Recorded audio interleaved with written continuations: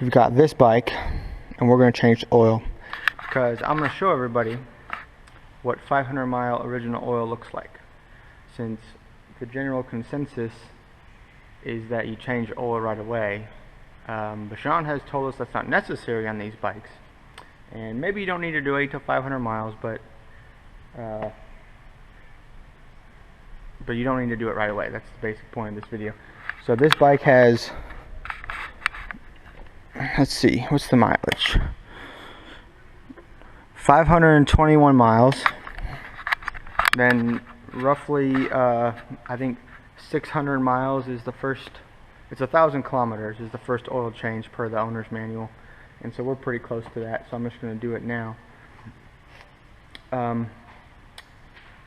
This bike has had 3 people learn to ride on it, plus break-in, so this could have some good bit of metal shavings in here from the original, from all that. So let's see what it looks like. The only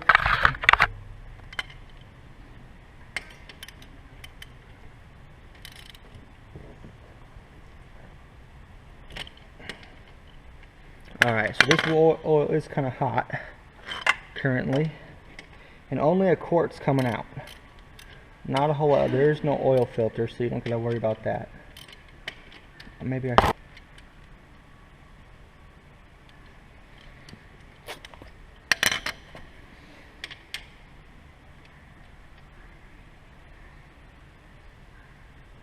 Alright, save that washer.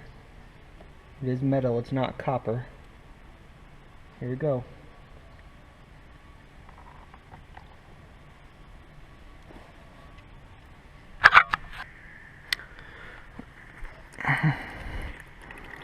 Honestly, there ain't really that much in there, is there? But that's it. That's basically it. It's not much oil at all. I'm gonna hold the bike upright, maybe to get a little bit more out. Oh, there's a little bit more. Yeah. That's black. It's dark black.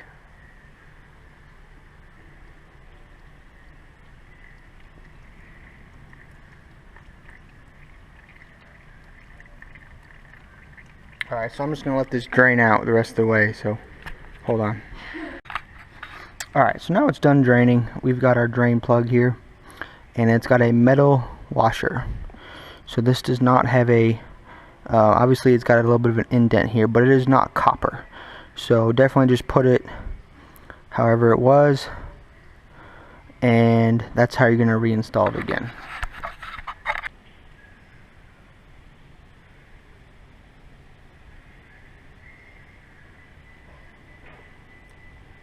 Alright, so there's no torque spec for this. However, even just hand tight, it shouldn't be leaking. And if it is, the answer probably isn't to just tighten it more. You've probably got something else in the threading or something that's going on. So this does not need a whole lot of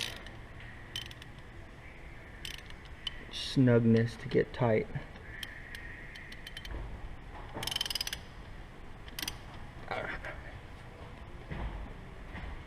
I don't know what I just torqued it to, but probably like 10 or 12, 10 to 15, nothing crazy. Hand snug with a foot-long ratchet. That's all you need. All right, let's check out this this oil real quick. This is what we just dumped out. Look at it. I mean, this might have, it's not even all the way black. This might have still had some life left on it. Couple metal flakes in there. I see some sparkles, but really a lot cleaner than I expected it to be.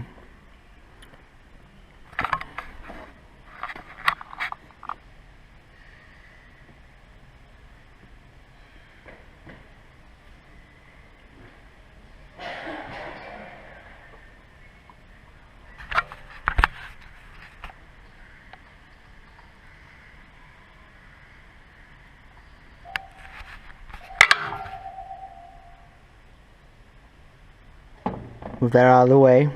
This is your fill. To be honest, it's in kind of a difficult spot, right? It's this frame is kind of in the way. So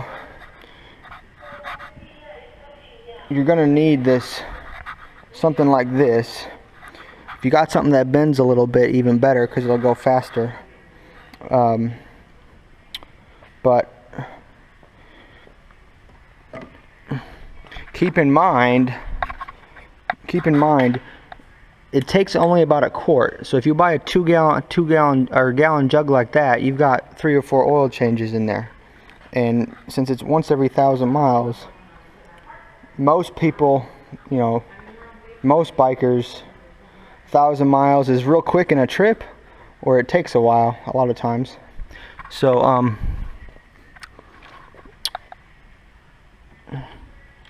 let's see here.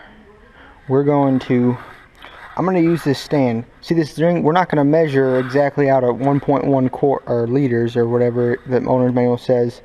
We're going to put it up on a flat surface such as this jack. And then I'm just going to watch the window right here to where it's right in the middle. Okay?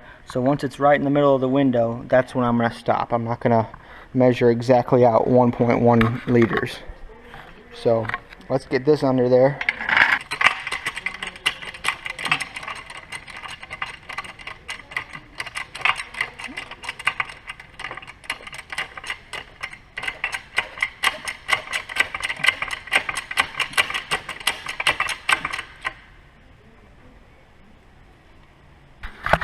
Alright, got on this sweet little Harbor Freight ATV jack. By the way, super useful for a Brozz or any dirt bike or lawnmower.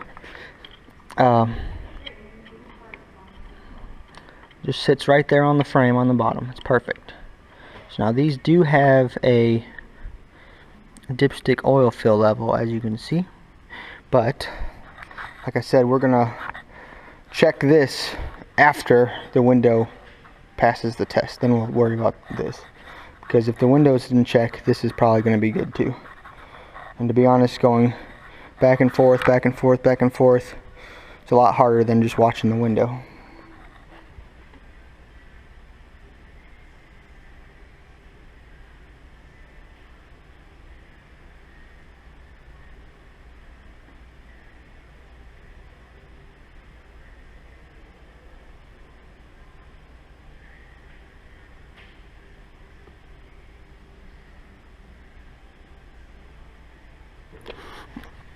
Look at that, right smack dab in the middle, on a flat surface such as this jack provides. I should be ready to go. Let's check the dipstick anyway, for double peace of mind. However, oil changes on these things should not frighten anybody because they're very easy and cheap. A quart of this is like, I think a quart of this oil is like $5 or $6. And then if you're buying a gallon, it's 25, I think. So, let's see. Alright, we're still at a good level. Let's throw this in here just to see what it looks like. Okay, so that's just over the fill mark. And because the engine is facing just ever so slightly back like this, I think once I drop it on the ground, it'll be just perfect.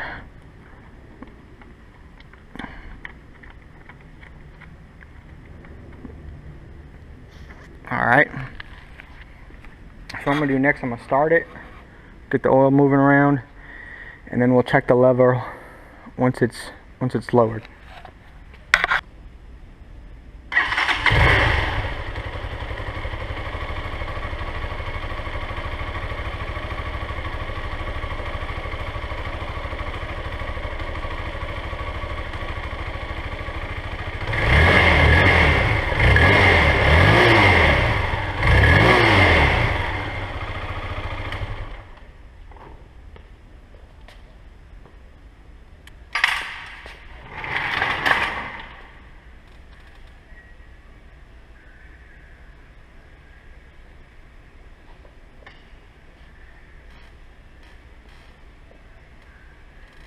Alright, now we're going to hold it level, check it out. if you have someone sit on the bike while you check the window. If you don't have, you know, one of these nice drive-on ramps or some kind of wheel chock, most people don't. With me sitting on it flat, I'm still a little low, so we got to add a little bit more. Now, because I poured it when the bike was leaning on the side, gauge isn't accurate then. You can see now, the bike, it's on the full side, almost all the way full. Look at that. Pretty darn close to all the way full. So, at this point, I check it with my top.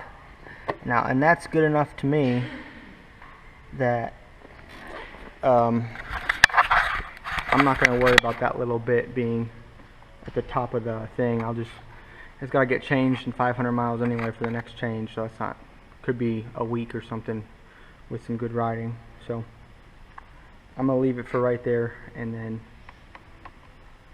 closer you can get that to the middle, where it's supposed to be. So that's the first oil change for this Brozz 250, and these have the CGP 250, which are the internally balanced, or the counterbalanced, which are the counterbalanced version of the CG 250. So thanks for watching.